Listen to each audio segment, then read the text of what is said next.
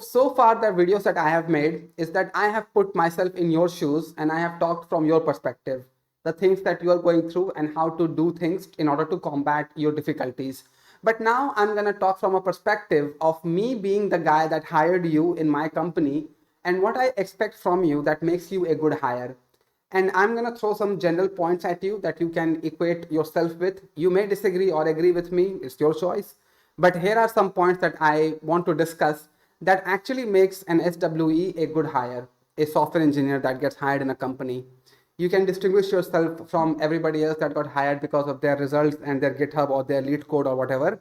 And you can actually stand out in front of the crowd, stand out of the crowd in the eyes of your boss, where you will be the first guy that they will think about. Okay. Number one thing, proactiveness. So proactiveness is actually a paradoxical point that I'm about to discuss, is where the company seniors or the senior developers in your team expect you to be proactive, but not too much. The seniors expect you to be proactive, but not proactive to an extent where you actually jump in conversations where you don't belong, or you offer to help the team out in places where you are not expected to help. Take an example like this. A young person right out of college, fresh out of college, when they get hired, they walk into the office with the utmost energy in them. They think that they're gonna be the developers who the industry has never seen. They're gonna work like 24/7 or whatever and outperform everybody, right?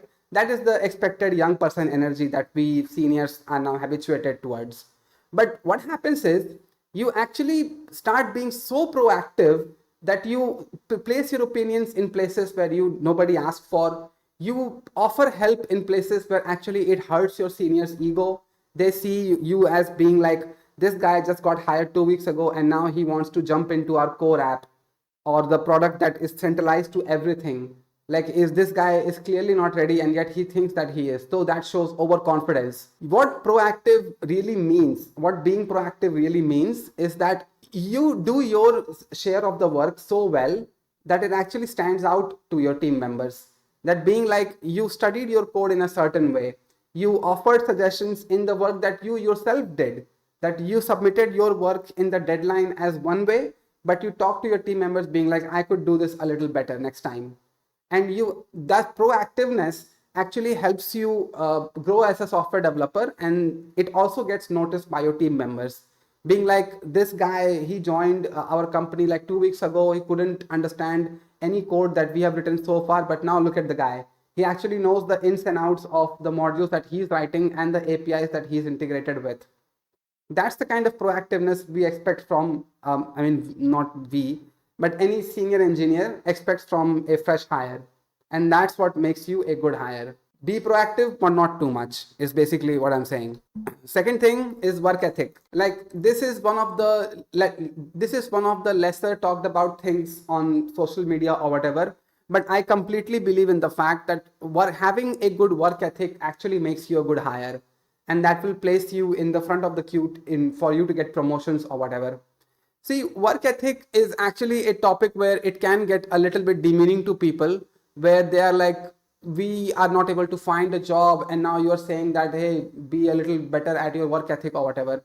But actually, how I have noticed it personally is that somebody will be very charming in the interview. Somebody will be like, they will be very smooth, they will be talking in a certain way. You will feel like, as an interviewer, being like, oh man, this guy is the best hire out there, so let's hire this guy. And when that guy joins the company, when that person joins the company, their work ethic starts to get questioned. Every now and then something happens with the person, being like an unavoidable situation that because of which they will be late to the office. They are spending way too much time by the water cooler having a chat with everybody. The deadlines that the guy is assigned, he's pushing back on the deadlines every few now and then. No extra effort seen from the guy. I mean, extra effort is a very problematic scenario. But I'm saying, like, the proactiveness, like there is no proactiveness in the guy. He just does the bare minimum of what he's expected to do. And the quality of work is not that great. That also is a factor of work ethic, because technically the contract that you sign with the company, there is a clause somewhere in that contract being like, you will provide the best work that you are capable of. But unfortunately, that clause gets overlooked by everybody and they just deliver something. And being a senior engineer, it's actually a very pain point for me where I can see that there was no effort put in this code. But it's too much hassle to even confront somebody about it, because then you have to have a session to confront you as an intern or as a fresh hire, wasting time there. Then you going back to your own code, refactoring it once again just to have me waste my time, review it once again. That's another waste of time. And then again, any bugs or issues that did not get discovered because of your code has to be hunted down by the senior engineers, then wasting even more time. So these all things are actually packaged in the work ethic attribute of a fresher. So as a result, what senior engineers actually do is take your code and be like, fine, I'll do it myself. Insert Thanos meme. As a senior engineer, I can attest to that fact that I have done this way too often with freshers or juniors, where they submit me a piece of code and I'm like, this is gonna waste time talking about it. Let me just refactor it myself and I'll deploy it. Let the guy be happy or whatever. It actually affects my mental image of you, being like, this guy clearly doesn't have the good work ethic. Third of all is questions. Questions is also a very paradoxical statement where, as a senior, I want you to ask questions about the product, about the feature that you're working on.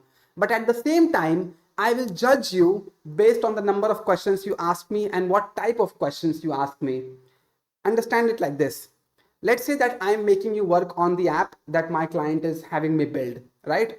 So there is some kind of business logic gap between me and you where I understand the business requirements, but you don't. So you ask about the business requirement, how does this module affect the business, what's the benefit of this module and whatever. In which case, I will be very happy to clear those doubts up for you. But if you come back to me every 5 minutes, every half hour, every hour, being like, hey bro, this line of code is not working for me, could you please check? Hey bro, this array is not, this array is coming up empty, could you please check?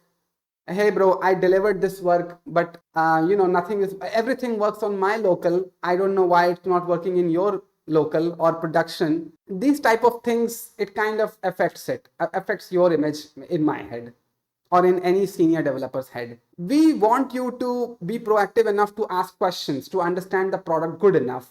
But at the same time, we don't want you to ask any questions. So take the advice like this. When you are about to ping your senior with some question, ask yourself 2 or 3 questions before that. Did I exhaust all my resources? That means, did you ask ChatGPT? Did you go to online articles and understood the code? Did you take a keyword from the code and try to see what the context is around the code base? Did you make the effort to actually understand the thing yourself before pinging the senior? And if your doubt boils down to a business requirement, yeah, feel free to ping the senior. Otherwise, try to figure it out yourself. And trust me, that will make you a good hire, because that shows me that you actually know how to deal with roadblocks. You know how to deal with when you get stumped in a code base, being like you have no idea what to do. So you fish your way out. You dig your way out. I'm sorry. You have the capability to do that. And as a result, you're a good software engineer hire. Next thing is behavior.